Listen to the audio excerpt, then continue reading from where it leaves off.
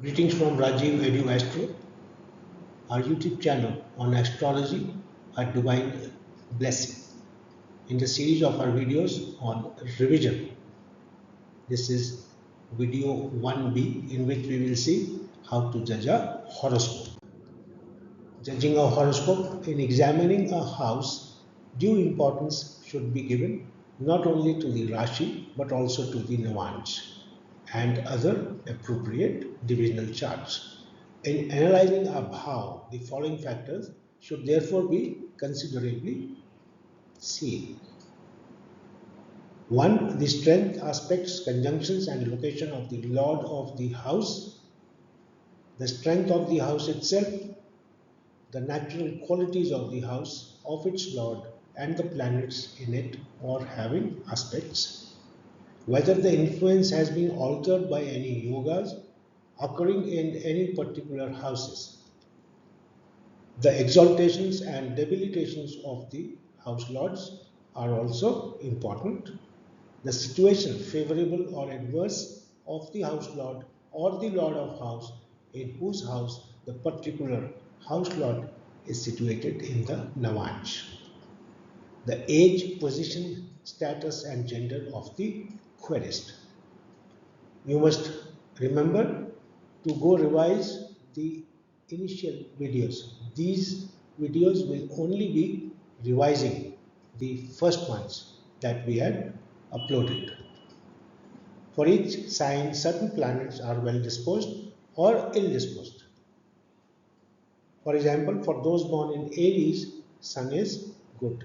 So, the relation between the house lord Mars, that is the lord of Aries, and Sun is very important, and it is to be considered properly and should not be overlooked. Judging a house continued, all these must be properly weighed before any result can be deduced. If the strength of the lord is comprehensive, there will be a good influence on the house.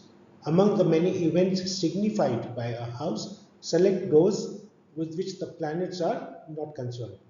Sometimes the significations of the house as also of the planets remains the same, so they must not be taken into account. They must be only taken into account when those results are seen. The good or bad nature of the aspects to which a lord or the house itself is subjected plays no part in the judgment of horoscope.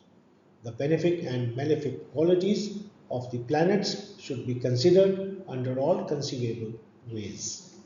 The placements and state or aspects of planets affect the results, and if well placed, good planets are there, they give good results. The Adipati or Lord of the house is immensely responsible for the control of the house. Note, if the Lord is badly placed but the house itself has good conjunctions and aspects, evil results should not be predicted. When the dasha or bhukti of a house lord starts, the results of the bhavas in question will be realized. Bhavas, which are signified by the planets of which dasha or bhukti has been initiated. Benefics and malefics for each ascendant. Aries, Jupiter, Sun and Mars are benefics. Jupiter is the most benefic. The next benefic is Mars. Saturn, Mercury and Venus are malefics. Mercury being the greatest malefic as lord of the 3rd and 6th. Vrishabh, Taurus, the most benefic is Saturn as it owns the 9th and the 10th houses, that is Lakshmi Vishnu Sthan. Mercury, Mars and the Sun are also benefics. Jupiter and Moon are malefics. Venus is neutral as it is lord of Lagna or ascendant and also the lord of the 6th house.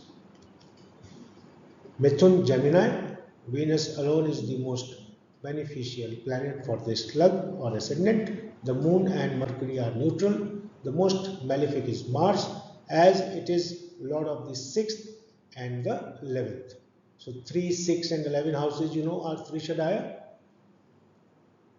Jupiter and the Sun are also malefic. Cancer, Katak, Jupiter and Mars are benefics, the better being Mars as it is Lord of the 5th and 10th. That is again Vishnu Lakshmi Sthan. Venus and Mercury are malefic and Saturn, the Moon and the Sun are neutral. Singh, Leo, Mars and the Sun are benefics, Mars being the most auspicious. Jupiter, the Moon and Saturn are neutral, Mercury and Venus are malefics. Kanya, Virgo, Venus is the most benefic, Saturn, the Sun and Mercury are neutrals, Moon, Mars and Jupiter are malefic. Tula, Libra, Saturn, Mercury and Venus are benefics, Saturn being the most. Mars is a feeble benefic, the Sun, Jupiter and the Moon are malefics. Vrishchik, Scorpio, the Moon is the most benefic and Jupiter and the Sun are also benefics. Mars and Saturn are neutral, the Mercury and Venus are malefic. Dhanu, Sagittarius, Mars and the Sun are benefics, Jupiter and the Moon are neutral, Venus, Saturn and Mercury are malefic.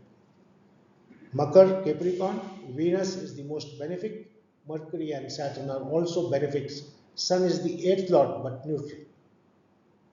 Mars, Jupiter and the Moon are evil, the worst being Mars. Kumbh, Aquarius, Venus is a benefic, the Sun and Mars are also benefics, Mercury is neutral, Jupiter and Moon are malefic. Meen, Pisces, the Moon and Mars are benefics, Jupiter is neutral, Saturn, the Sun, Venus and Mercury are malefics. In the previous videos, in one of them we have explained as to how you find out the benefics and malefics for each ascendant.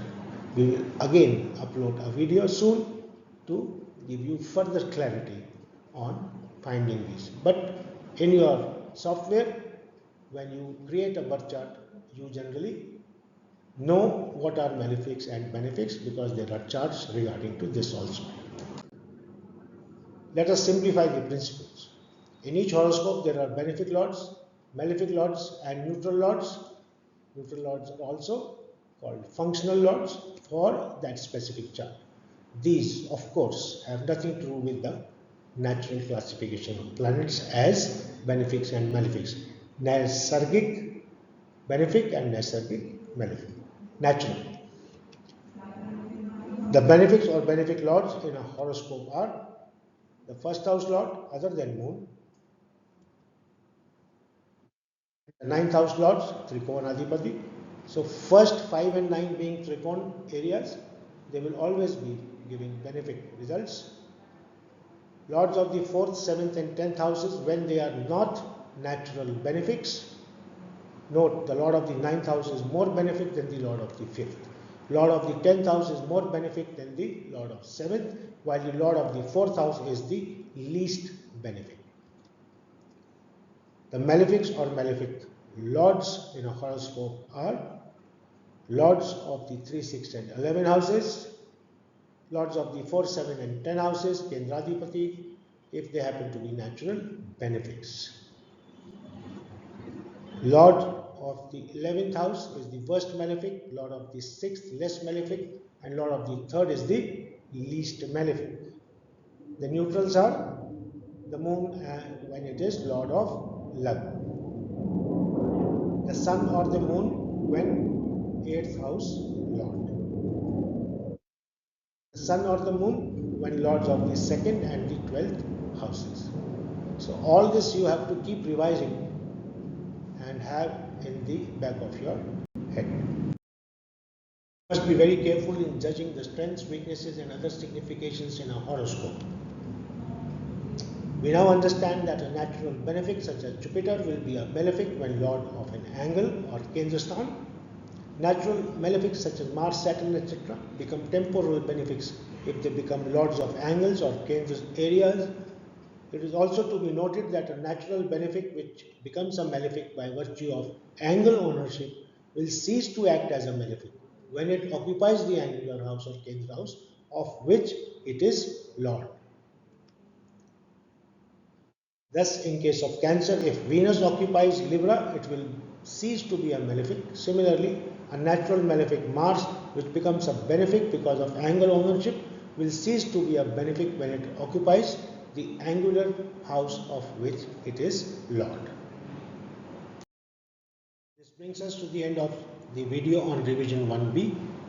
The revision 1C will cater to Yoga in our chart. Keep revising and subscribe, like, share and do press the bell icon for updates. See you with the next video soon. Thank you for viewing.